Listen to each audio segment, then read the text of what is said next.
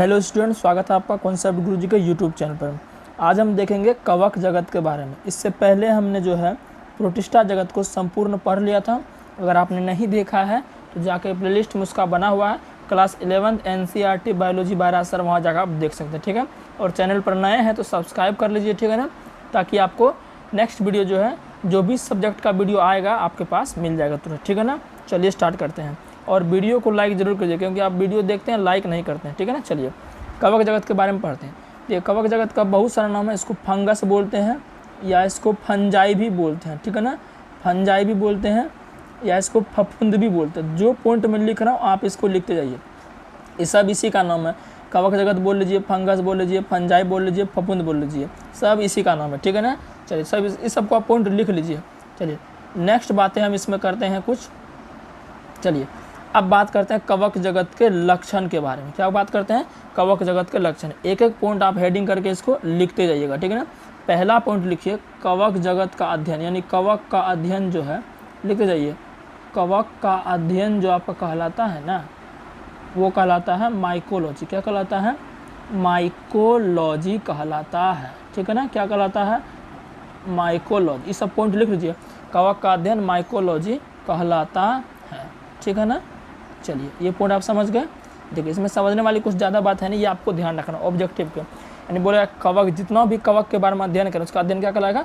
Mycology कहलाएगा। देखिए mycology शब्द कहाँ से आ गया है मैं आपको भी 2-3 मिनट में बताऊंगा उसको, ठीक है ना। चलिए नेक्स्ट पॉइंट आप लिख लीजिए कि कवक, लिख लीजिए कवक परजीवी, लिख लीजिए कवक परजीवी, मृतोपजीवी,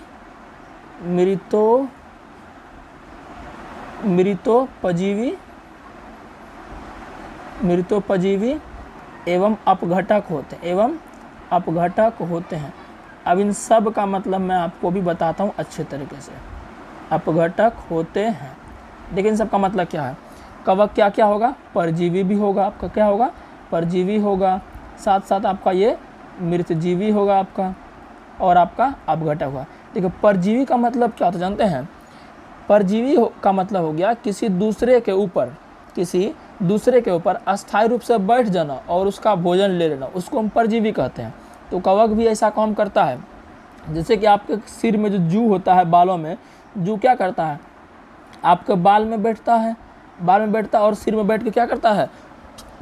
अस्थायी रूप से बैठ जाता है और आपका खून चूस लेता है। लेकिन और तो आपको कोई हानि नहीं पहुंचाता है, सिर्फ मस्ती से वो आपके सिर पर बैठता है, खून चूस लेता है। तो जू क्या हो गया? परजीवी हो गया।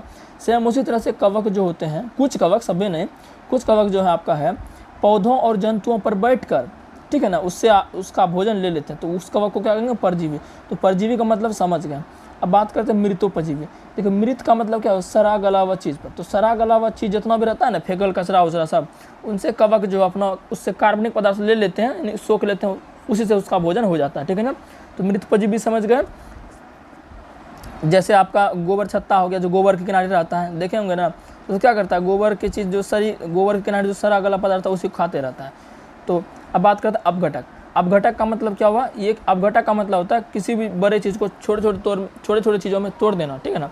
जैसे आप देखे होंगे कि अगर आप छिलका वगैरह फेंक देते हैं केला का या फल का, सब्जी का, तो कुछ दिन के बाद वो छिलका आपको नहीं दिखता है, छोटे छोटे भाग में टूट जाता है। तो वो सब तोड़ने कौन करता है? कवक करता है। तो उसी को, इसलिए इसको अपघटक भी कहते हैं। तो ये 2 पॉइंट आप समझ चुके हैं। नेक्स्ट पॉइंट की बात हम करते हैं, ठीक है ना। अब अगर आपको कोई पूछ लेगा कि कवक जगत को कब रखा गया, तो लिख लीजिए, तीसरा पॉइंट आप लिख लीजिएगा इसमें, कवक जगत को 5 जगत प्रणाली के अंतर्गत, 5 जगत प्रणाली के अंतर्गत, सब पॉइंट लिखते जाइए। 5 जगत प्रणाली के अंतर्गत आर एच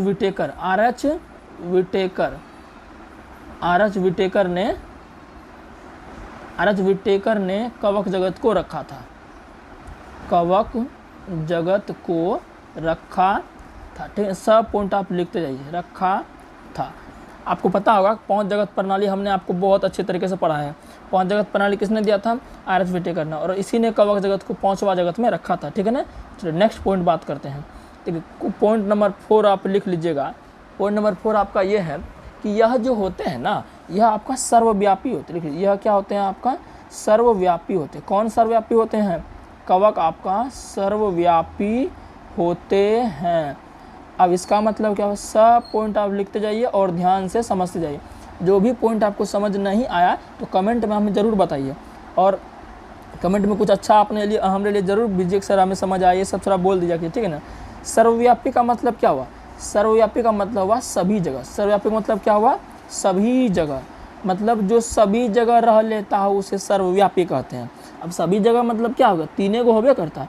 एक आपका हो गया स्थल मंडल, क्या हो गया, स्थल मंडल, और एक आपका हो गया जल मंडल, एक क्या हो गया, जल मंडल, ठीक है ना, और एक आपका क्या हो गया, वायुमंडल।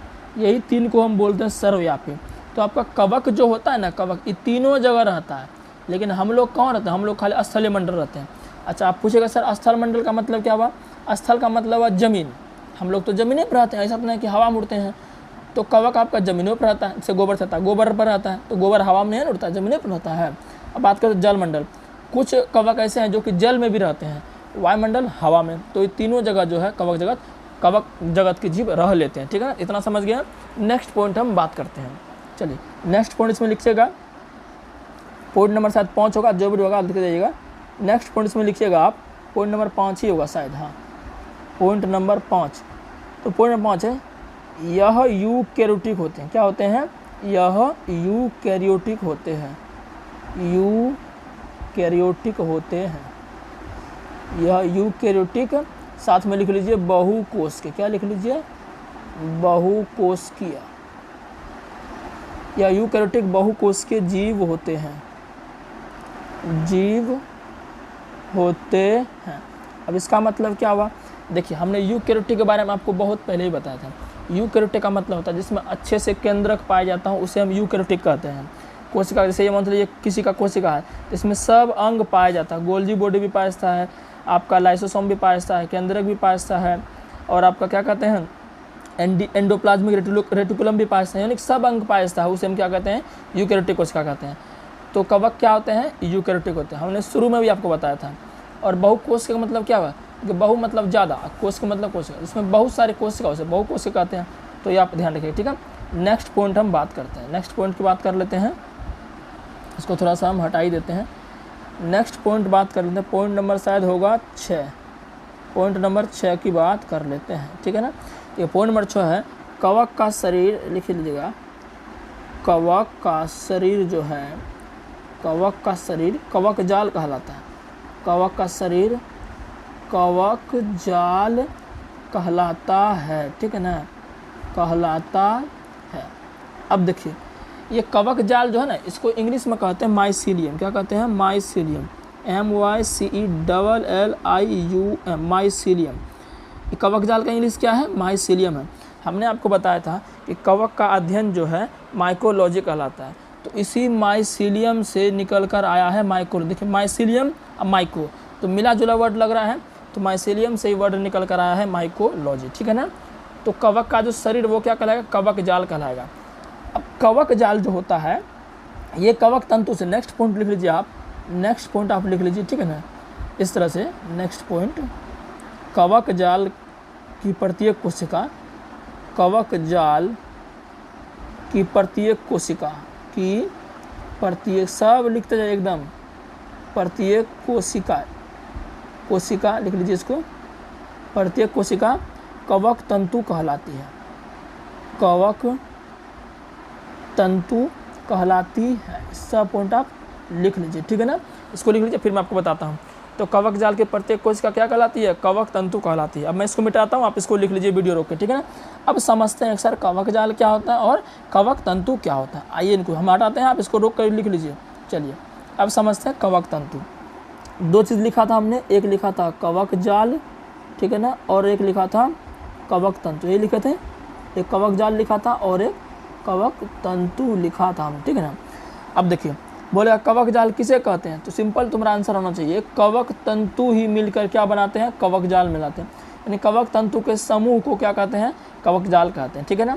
अब देखिए कवक तंतु होता कैसे, इस प्रकार से आपका होता है, कुछ इस तरह से आपका कवक तंतु होता है। इसमें आपका एक कोशिका पाया, केंद्रक पाया है, और ये बहुत सारे से कुछ इस तरह से, यानी कवक तंतु ग्रुप में इस तरह से आपका, इस तरह से आपका, इस तरह से आपका, और इस तरह से, है ना, जैसे मन तैसे आपका जो कवक, ये देखिए ये जो बन गया ना, बहुत सारा तंतु मिल गया इसमें, तो ये क्या बना लिया, एक कवक जाल। ये जो बना लिया ना संरचना, इसे क्या कहते हैं हम, कवक जाल कहते हैं। और कवक जाल में जो इतना इतना आपको दिख रहा है ये सब चीज़, इसको क्या कहते हैं, कवक तंतु कहते हैं। तो कवक तंतु भी आपको समझ आ गया होगा, कवक जाल भी समझ में आ गया। तंतु का मतलब होता है रेशा, रस्सी टाइप का, ठीक है ना, ऐसे रेशा ऐसे होता है, रस्सी टाइप का, ठीक है ना। चलिए तो ये पूर्ण समझ गए कवक जाल क्या है। तो बोलेगा कवक जाल क्या है, कवक जाल कवक का शरीर का नाम है। कवक तंतु समझ आ गया, कवक जाल का प्रत्येक कोशिका कवक तंतु कहलाता है, ठीक है ना। चलिए मिटाते हैं इसको, नेक्स्ट लिख लीजिएगा पॉइंट, नेक्स्ट पॉइंट देखिए। कवक जो होते हैं कवक तंतुमय होते हैं, क्या होते हैं, कवक तंतुमय होते हैं। इस पॉइंट को आप लिख लीजिए। अब तंतुमय का मतलब बता दिए, मतलब ऐसे ऐसे करके इसमें बहुत सारा बना रहता है, ठीक है ना। चलिए कवक क्या होते हैं, तंतुमय होते हैं, ठीक है ना। चलिए ये पॉइंट तो आप समझ ही गए। नेक्स्ट पॉइंट इसमें हम बात करते हैं, ठीक है ना, इसको मिटा देते हैं, नेक्स्ट पॉइंट बात करते हैं हम। तो नेक्स्ट पॉइंट देख लेते हैं।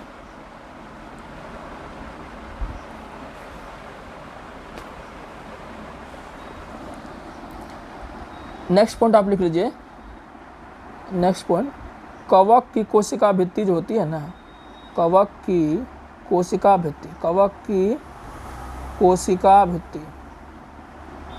कोशिका भित्ति जो है किसकी बनी होती है, ये आपका काइटिन की बनी होती है। किसकी बनी होती है, काइटिन की बनी, काइटिन एवं पॉलीसेकेराइड की बनी होती है। किसकी बनी होती है, पॉलीसेकेराइड की बनी होती है, ठीक है। इसको पूर्ण ध्यान, पॉलीसेकेराइड लास्ट में डो है, तो कवक की कोशिका भित्ति काइटिन एवं पॉलीसेकेराइड की बनी होती है। ये पॉइंट आपको ध्यान रखना है। नेक्स्ट बात करते हैं हम, नेक्स्ट पॉइंट, ठीक है ना।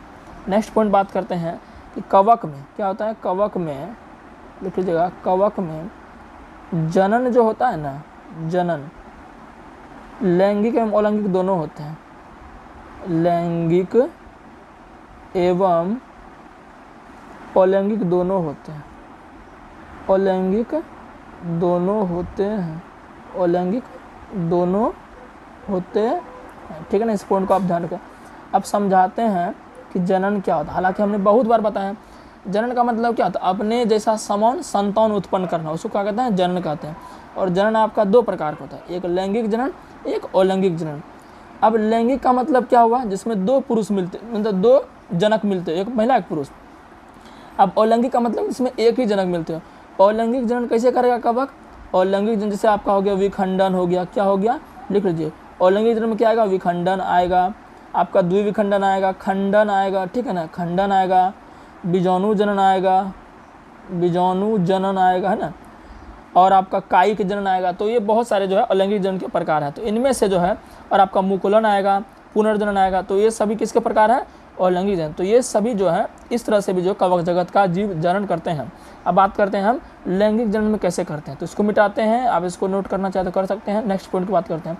देखिए लैंगिक जनन, लैंगिक जनन कैसे करता है, लैंगिक जनन जो है ये संयुग्मन के माध्यम से करते हैं। किसके माध्यम से, संयुग्मन के माध्यम से, संयुग्मन के माध्यम से करते हैं। अब संयुग्मन का मतलब क्या होता है, देखिए होता क्या है ना कि दो कवक तंतु ऐसे इस प्रकार निकल, एक कवक तंतु ये और एक कवक तंतु आपका ये होता है, ठीक है ना। अब इसमें आपको पता है कि जो कवक तंतु होता है इसमें पट्ट बने होते हैं। क्या बने होते हैं, पट्ट बने होते हैं, पट्ट बने होते हैं। ये जो हम ऐसे करके दे रहे हैं ना, देखिए ये जो दे रहे हैं हम ऐसे करके, ये वाला चीज़ जो ये आपको दिख रहा है, ये वाला ये सब जो दिख रहा है, ये सब जो दिख रहा है, इसको पट्ट बोलते हैं। क्या बोलते हैं, इसको पट्ट बोलते हैं, इसको पट्ट बोलते हैं, ठीक है ना। चलिए इसको हटा देते हैं ज़रा हम, इसको हम पट्ट बोलते हैं, एक मिनट, पट्ट बोलते हैं, ठीक है ना। तो पट्ट आप समझ गए, मतलब पट्ट माने दरवाजा, ये सब जो दिख रहा है इसको पट्ट बोलते हैं, ठीक है ना, पट्ट बोलते हैं।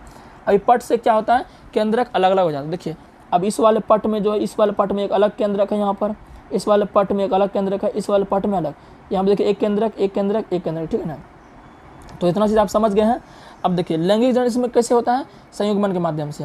होता क्या है कि ये पट्ट जो आपका है ना, ये पट्ट थोड़ा सा कुछ अपना निकालता है, ये कुछ इस तरह से निकालता है, इस तरह से, और ये भी इसका ये पट्ट कुछ इस तरह से निकालता है, ठीक है ना।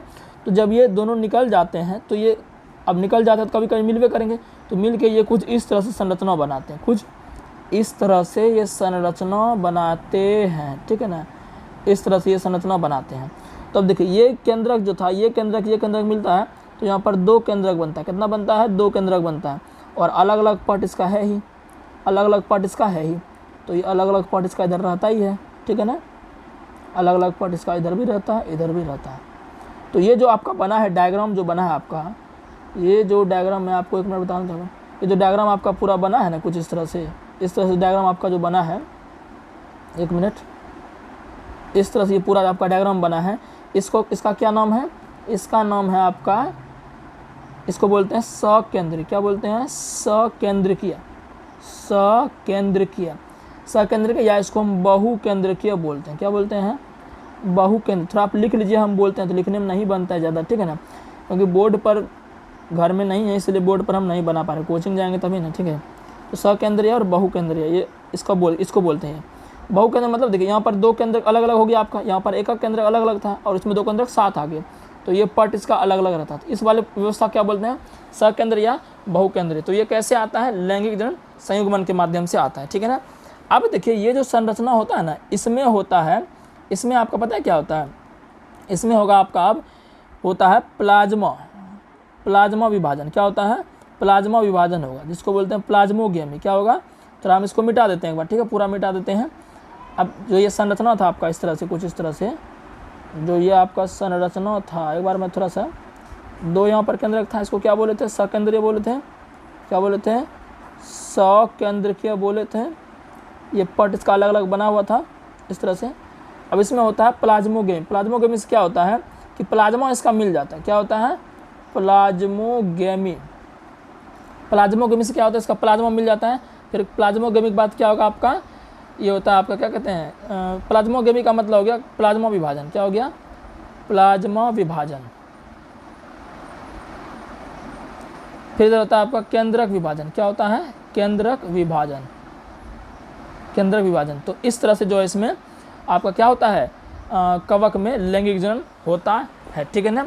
अब जो है हम देख लेते हैं कि कवक जो होता है ना, इसके प्रकार होते हैं। इसका क्या होते हैं? प्रकार होते हैं। तो उनको हम प्रकार को देख लेते हैं। चलिए, हालांकि ये सब अभी आगे समझ आएगा, तो थोड़ा हो सके आप कम समझ में आया होगा।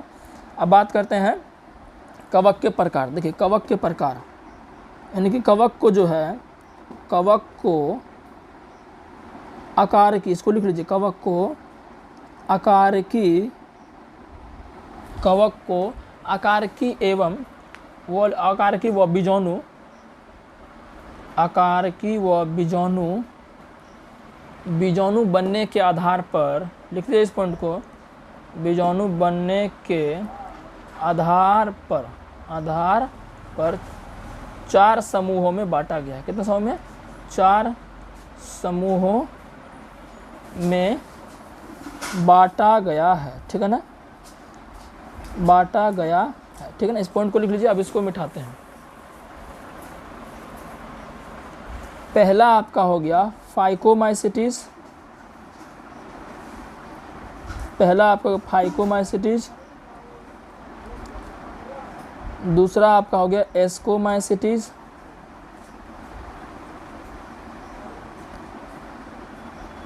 एस्कोमाइसिटीज। तीसरा आपका हो गया बेसिडियोमाइसिटीज, बेसिडियोमाइसिटीज, सबको लिख जाइए। और लास्ट आपका होता है ड्यूटीरो, एक अच्छे से लिखिएगा थोड़ा, होता है ड्यूटीरोमाइसिटीज, ड्यूटीरोमाइसिटीज। तो ये 4 प्रकार का कवक आपका हमको पढ़ना है। चारों पढ़ लीजिएगा तो कवक का तो पूरा खत्म हो जाएगा, ठीक है ना। तो इतना ही रखते हैं। क्लास अच्छा लगा हो तो लाइक, सब्सक्राइब, शेयर जो भी है कर दीजिएगा। मिलते हैं नेक्स्ट वीडियो में। धन्यवाद।